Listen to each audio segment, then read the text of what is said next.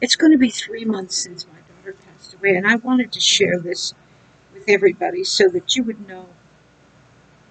Uh, my daughter had a tremendous gift of being able, from the time she was a teenager, to be able to understand horses and train them.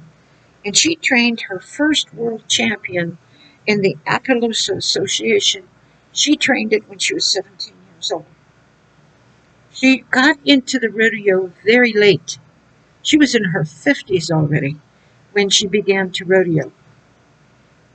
And she had gone to Penn State. And so she was out of it for like 10 years and then went back. And I wanted to show you something and share with you and celebrate her life because they haven't even had a celebration of life for her. They claim because of COVID they don't have the death certificate. They claim because of COVID they can't even get the ashes. So today I'm just going to celebrate her life because I can remember her making a decision to train the horses, and I told her that it was a God given gift to make yourself the best at it, and she did. There was a lot of competition. There was a lot of young girls that thought that they were far more deserving than her just because they knew how to ride.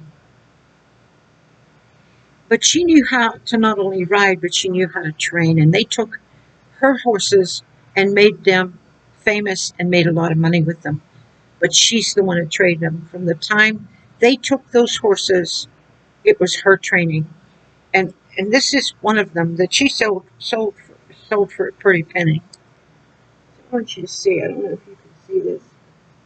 This is what she did.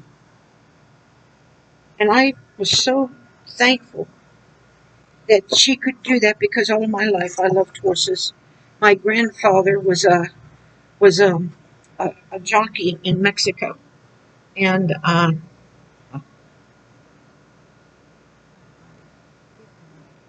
picture of. Sorry about that. And so this one, uh, she placed second during this particular year in the Florida State Championships, and this is the horse she did it with, and she was out practicing with this one, and she sold that one for a pretty penny too. But there was one she sold for 6 figures that she had trained and went out, and that horse earned for the year 6 figures. So thinking of her today, uh, I have been very blessed because she was the greatest thing in my life that I ever had. I tell everybody, if you have a baby, you're so blessed. When you have two or three, I can't even imagine the blessing it would be.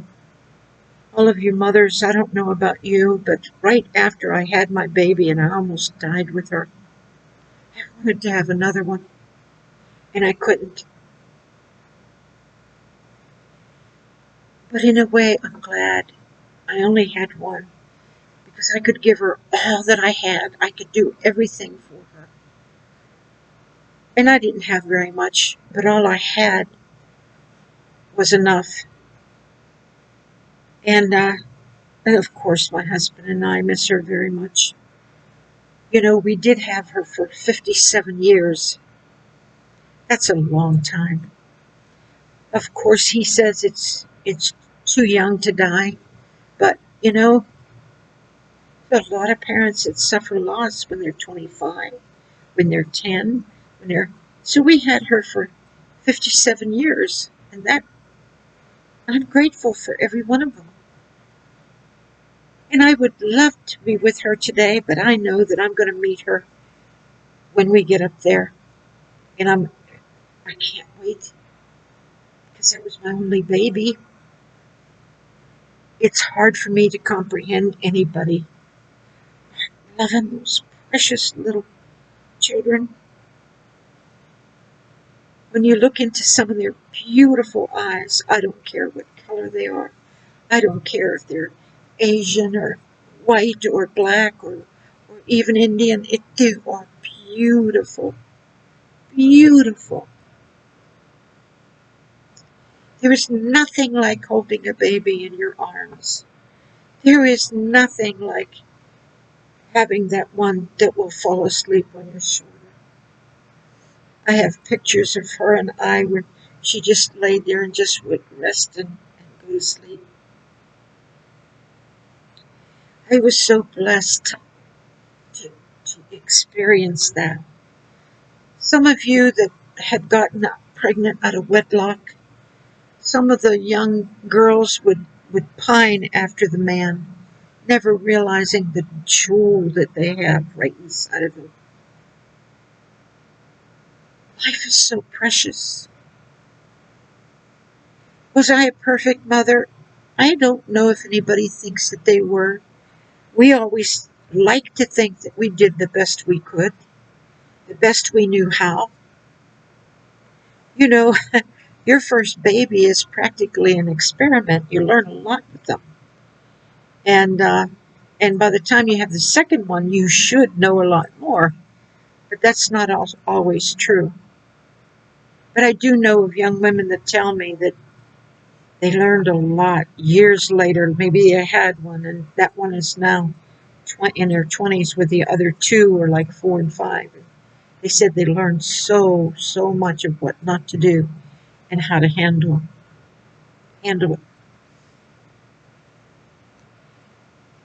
But this is like a celebration of life, a celebration of every baby that's born, even yours. Even yours. I don't know how many you have, but they don't have to be gone to celebrate them. Hug them while you have them. Hold them while you have them. Talk to them while you have them. Teach them while you have them. Now is the time to do it. I had made some videos on the scenarios of how children are treated. You know, in my day, school was just a babysitter place to dump them. Parents didn't really care. They didn't even know how to care. Their parents didn't know how to care either. But our job is to know. If we know Christ, we know how to care. We know how to love and how to put that baby first.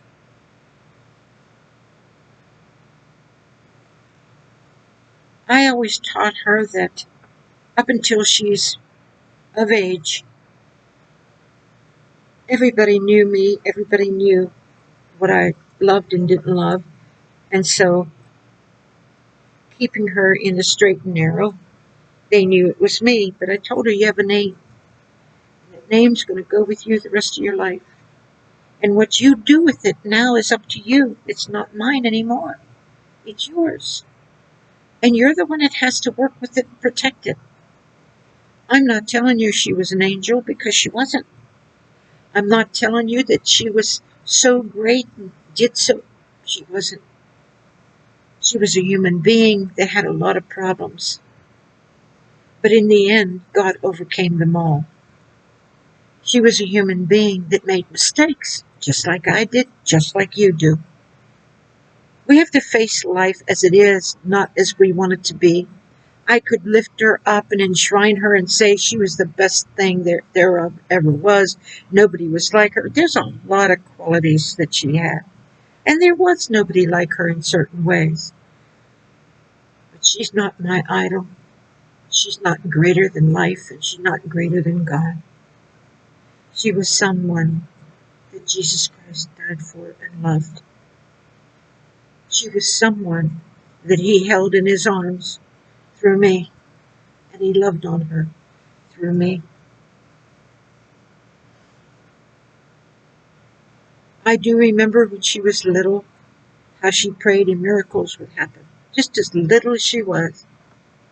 9 years old, I told Joshua had more sense than to do what I was doing when we were canning peppers. Anybody that's ever canned peppers would know you wear gloves. But I truly did not know.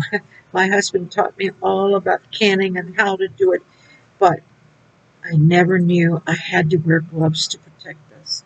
So there's my little girl handling all these peppers, and her fingers got so burnt like mine did. And she prayed, and her fingers and my fingers were completely healed. That's why I say that when those little ones pray for you, God's ears open. He's listening. I to this day think there was a little boy in my class that heard I was dying of cancer that went and sincerely prayed for me. And I believe God heard him. I believe that there's a lot of little boys now who are like my own sons. Some are 32, some are 50, some are 57, some are 20, some are 22, and they pray for me. So although I never had the pleasure of having a son, I've been blessed because now I have lots of sons. When I think about this computer and how one of my sons, and I think he's in his 40s, and how he helped me so much with it. And everything that I ever needed, he was always, him and his wife, right there. Still to this day. So good and so kind. It's like they're my own flesh and blood. And I've been so blessed, and I hope many of you are blessed. Many of you.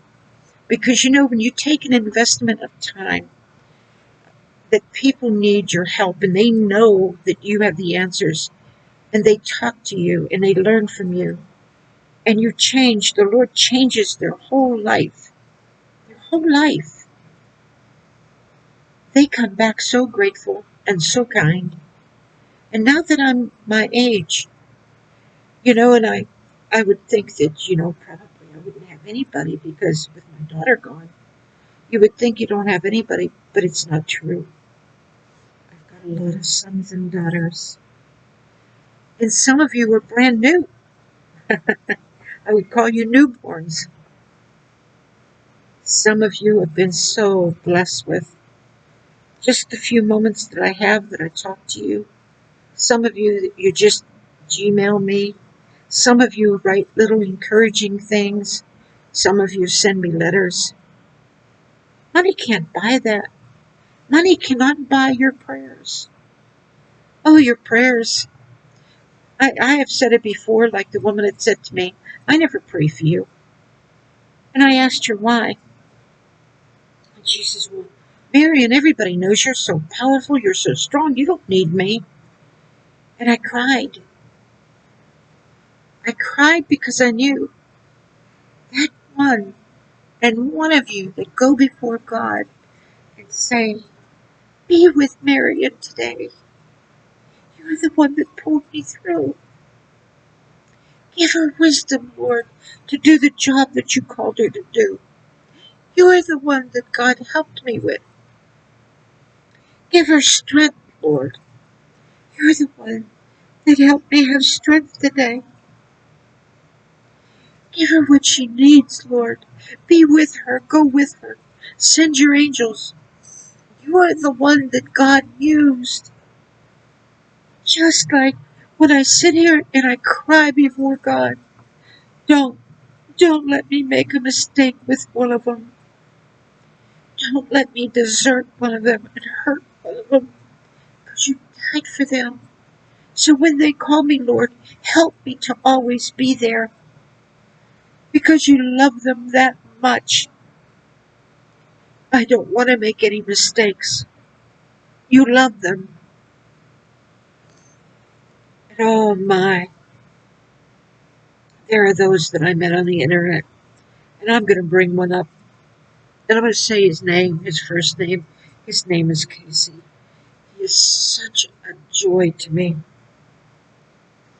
Well, there's others that I want to bring up so bad, but I don't want to. Don't want to bring all their names up. But Casey's usually on the internet, and he's the one I'll talk about because he's usually where people know. But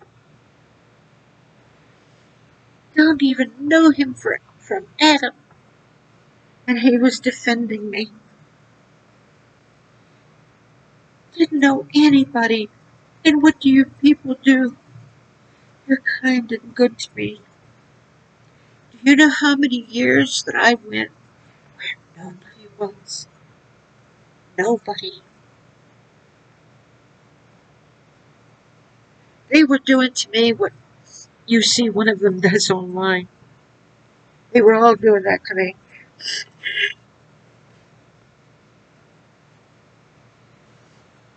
But my daughter, when she passed from this life,